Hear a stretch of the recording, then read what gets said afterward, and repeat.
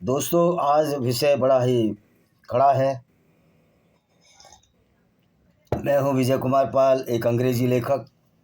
तो विषय है, आज हम राष्ट्रीय स्वयंसेवक के बारे में चर्चा करेंगे और किस तरह से राष्ट्रीय स्वयंसेवक में मूर्खों की भरमार है और किस तरह मूर्खता को परिपोषित किया जा रहा है। दोस्तों, राष्ट्रीय स्वयंसेवक संघ की स्थापना को अभी हाल में 100 वर्ष पूरे हुए हैं। दशहरे के दिन इसकी जब स्थापना हुई थी, गुरु गोलवलकर जी ने और अन्य लोगों ने जो उनके एलाइज थे, ये नहीं सोचा होगा कि आरएसएस इतनी गिरी हुई नैतिक पतन की अवस्था में चला जाएगा। यस, इस संगठन की स्थापना ही इसलिए हुई थी कि लोग इस्लामिक गुंडागर्दी से लड़ें। इस्लामिक गुंडागर्दी का इतिहास रहा है। इस्लाम की शिक्षा जो कुरान की शिक्षा है, उसका इतिहास रहा है कि जहाँ भी गैर मुस्लिमों को पाओ कत्ल करो।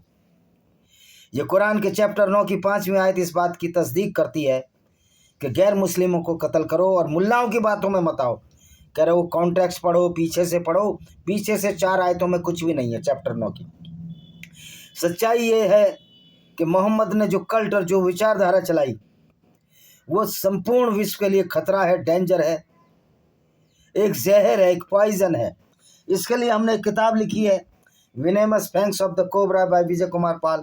इसको पढ़ सकते हो, इस जहर को आप महसूस करोगे।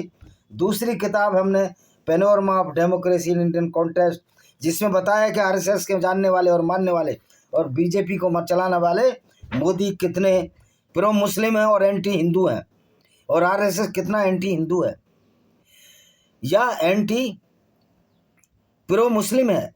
अब आपको बड़ा आश्चर्य होगा मैं ऐसी बात क्यों कह रहा हूँ। मैं बचपन से ही आरएसएस की शाखाओं में जाता रहा।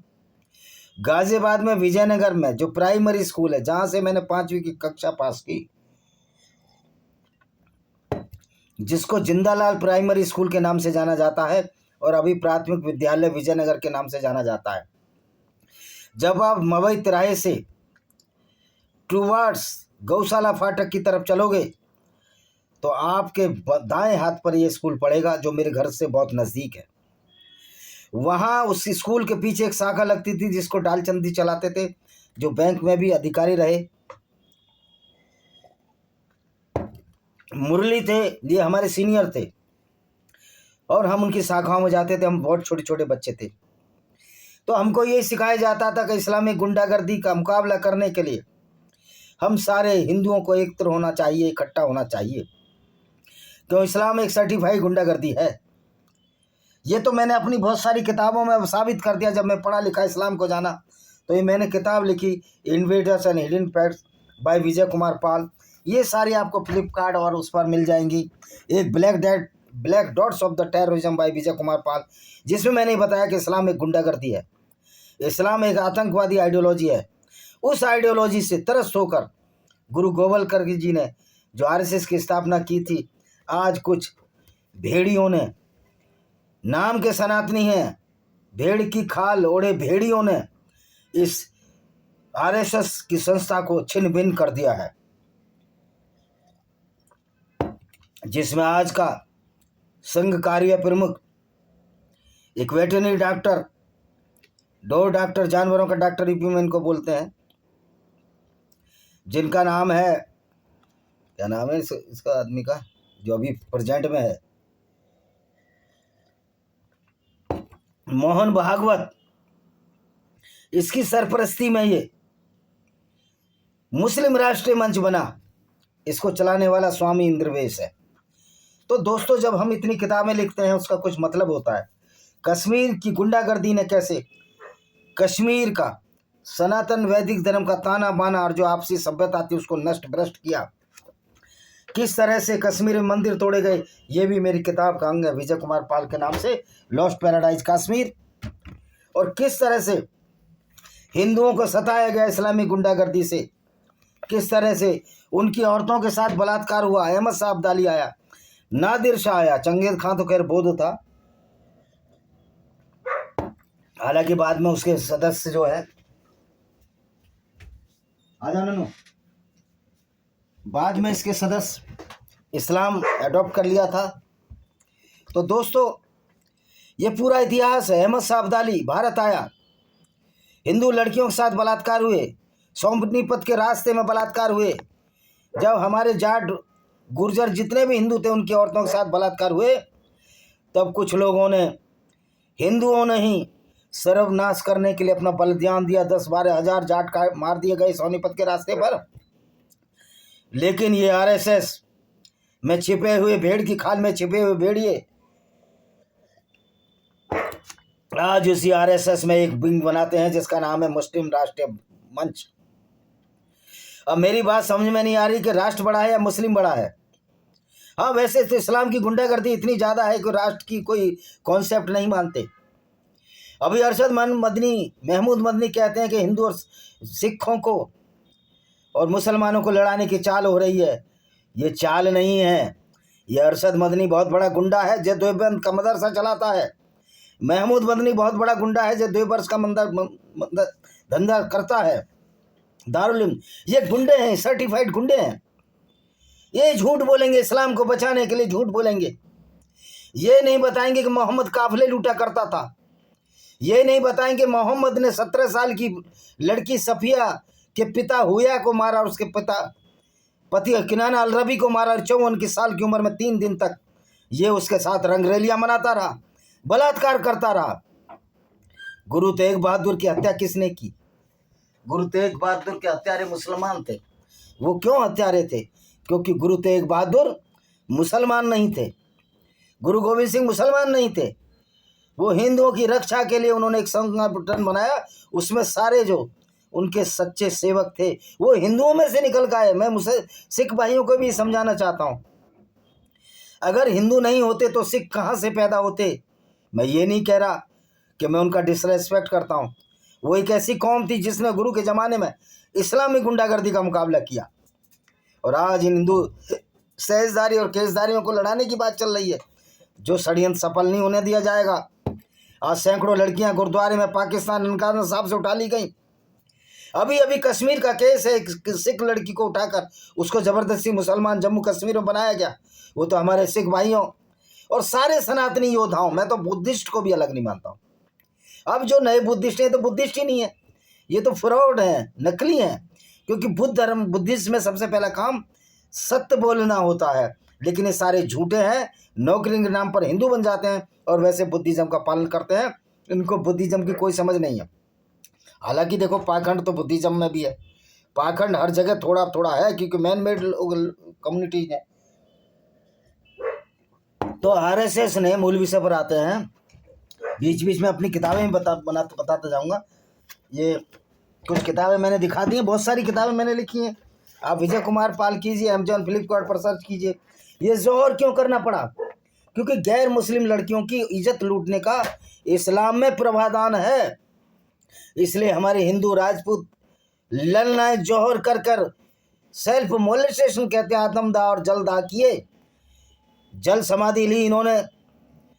ये सवाई माधोपुर के पास एक जगह है, वहाँ की एक स्टेट है, उसका नाम, जहाँ ये सेंचुरी है, अभयारण्य है शेरों का, अभी नाम मेरे दिमाग से उतर रहा है। वहाँ जल, जहाँ राणा हम्बीर राज करते थे, और चित्तौड़ में 3-3 अग्निदाह हुए। शाखा उसको बोलते हैं जहाँ पुरुष केसरिया पहनकर मरने के लिए चले जाते थे और हिंदू औरतें जल में डूबकर या अग्नि में जलकर अपने अस्तित्व की, सतीत्व की रक्षा के लिए जल में डूबकर या अग्नि में मोलेस्टेशन, अग्निदाह कर कर अपने प्राणों का उत्सर्ग करती थी। क्यों करती थी? क्योंकि इस्लाम में ये व्यवस्था है कि गैर मुस्लिम लड़कियों के साथ बलात्कार किया जा सकता है, उनको युद्ध में लूटा जा सकता है। इसको वो मलिका अमीन कहते हैं। जो लड़की हिंदू हो, ईसाई हो, यहूदी हो, जो गैर मुस्लिम लड़की होगी, उसको मुसलमान लूट कर उसको सेक्स स्लेव या दासी बना सकते हैं। और अगर उसका पति भी जिंदा है, अगर वो किस तरह से बचकर भाग गया, तो भी इस्लाम की गुंडागर्दी का ये आलम है कि उस हिंदू पति से या यहूदी पति से या ईसाई पति से उसकी शादी ऑटोमेटिक टूट जाएगी, क्योंकि वो इस्लामिक गुंडों के हाथ आ चुकी है। और इस इस्लामिक गुंडागर्दी का जनक मोहम्मद है। और ये आरएसएस के लोग, ये भी मेरी किताब देखते जाइए, ये किताब देखते जाइए, और ये आरएसएस के लोग उसी गुंडागर्दी को आत्मसात करते हुए मुस्लिम राष्ट्रीय मंच बनाते हैं। अब बताइए, मोहन भागवत का दिमाग सटिया गया है, पागल हो गया है।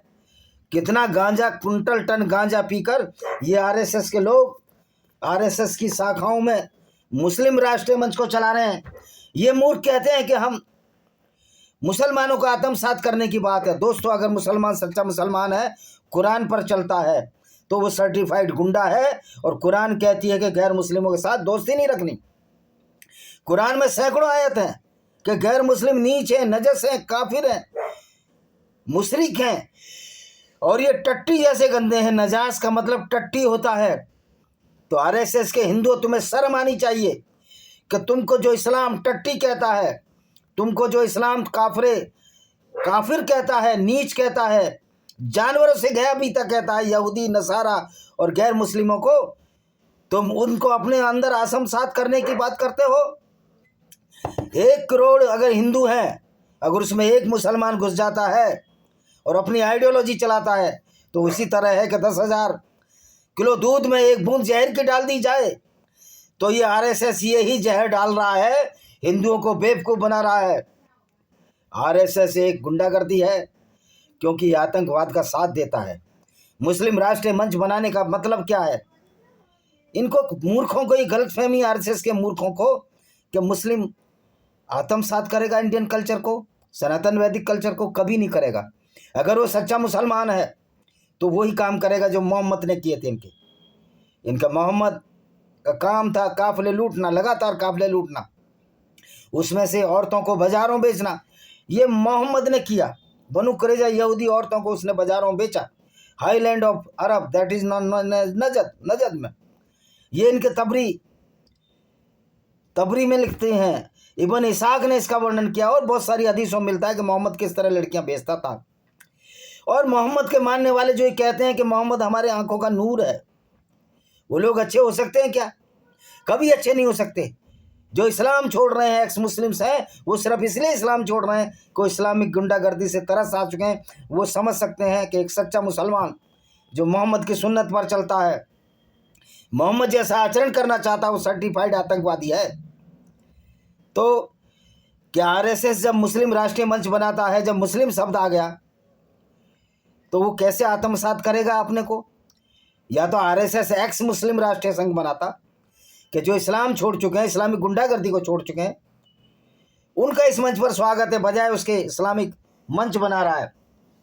और इस नकली हिंदू मोदी की, जो मोदी सबको पागल समझता है, अनपढ़, डिग्री है नहीं इसके पास, ये अनपढ़ ने क्या क्या काम किए हैं मुसलमानों के लिए, इस्लामिक गुंडागर्दी को बढ़ाने के लिए, वो मैं आपको बताता हूँ। मैं आपको बताता हूँ कि इस इस्लामिक गुंडागर्दी को आगे बढ़ाने के लिए आरएसएस और बीजेपी क्या काम कर रही है। मैं ये नहीं कहता कि सारे लोग बीजेपी में इस बात से दुखी नहीं हैं, बिल्कुल दुखी हैं, लेकिन वो बोल नहीं पा रहे हैं।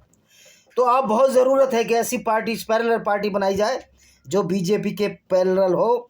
तो मैं इस धूर्त मोदी की सरकार की कुछ वो चीज़ें बता रहा हूँ कि जो इसने कितना फ़ायदा इन्होंने दिया है इस्लामिक आतंकवादियों को, और हिंदुओं को इस आरएसएस ने उस खतरे पर ला दिया है जहां हिंदुओं की जान का बलिदान ये आरएसएस भागीदार होगा। मुझे नहीं लगता इस मूर्ख भागवत ने इसने इस्लाम को ढंग से पढ़ा होगा। मुझे नहीं लगता किसी आरएसएस वाले मूर्ख ने किसी इस्लाम को ढंग से पढ़ा होगा।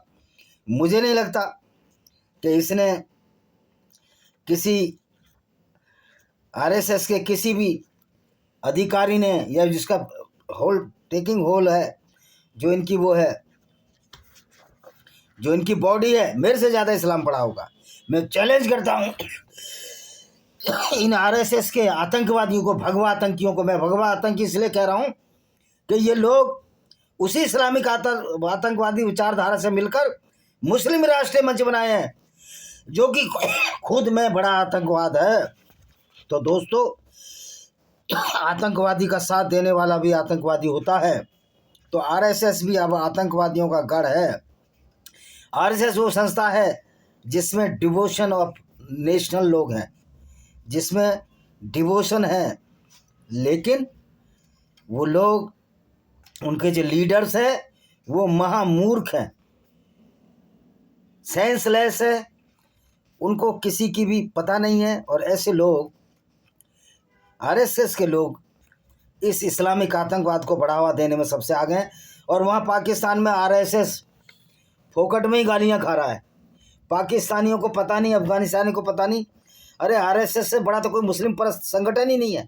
जहाँ आज अफगानिस्तान और पाकिस्तान में लोग इस्लाम को छोड़ रहे हैं, 2 करोड़ लोग पाकिस्तान में इस्लाम छोड़ चुके हैं, भारत में 1.5 करोड़ कम से कम छोड़ चुके हैं, वहाँ आरएसएस उस इस्लामिक गुंडागर्दी को बढ़ाने में आगे लगा हुआ है। तो ये देखिए किस तरह का मूर्ख है ये आरएसएस। और आरएसएस को चलाने वाले, और बहुत सारी इन्होंने योजनाएं चलाई हैं। हजरत महल मुस्लिम छात्रावासों के, वो ढूंढ रहा हूँ मैं इस किताब में, इस किताब को आप पढ़ना, देखिए पता लग जाएगा कि आरएसएस किस तरह से मूर्खों का एक समूह है, किस तरह इसमें मूर्ख भरे हुए हैं, और क्या क्या योजनाएं मुसलमानों को। इस छद्म हिंदू पहले मोहनदास करमचंद गांधी दे रहे थे, अब ये नए गांधी आ गए, नरेंद्र दामोदर दास मोदी जी। ये क्या कर रहे हैं, ये कितना कुछ दे रहे हैं, वो मैं अभी निकाल रहा हूँ और आपको बता देता हूँ कि किस तरह ये योजनाएं दी जा रही हैं, वो भी मैं आपको बता देता हूँ। ये कहाँ है योजना भाई। इन योजनाओं को अगर आप चाहोगे तो मैं अगले वीडियो में डाल दूंगा, लेकिन योजनाएं दी जा रही हैं उसमें बेगम हजरत महल योजना है और उस्ताद योजना है, इस तरह की योजना है जिसमें मुसलमानों को अपीज किया जा रहा है। तो ये आरएसएस भी आतंकवादियों का साथ देता है, क्योंकि इसने इस मुस्लिम राष्ट्रीय मंच बनाया। ये भेड़ की खाल में छिपे हुए भेड़ी हैं जो हिंदू धर्म का सर्वनाश करने में तुले हैं। और मोहन भागवत सबसे बड़ा हिंदू विरोधी है, मोदी सबसे बड़ा हिंदू विरोधी है। इसी के साथ मैं इस वीडियो को विराम देता हूँ।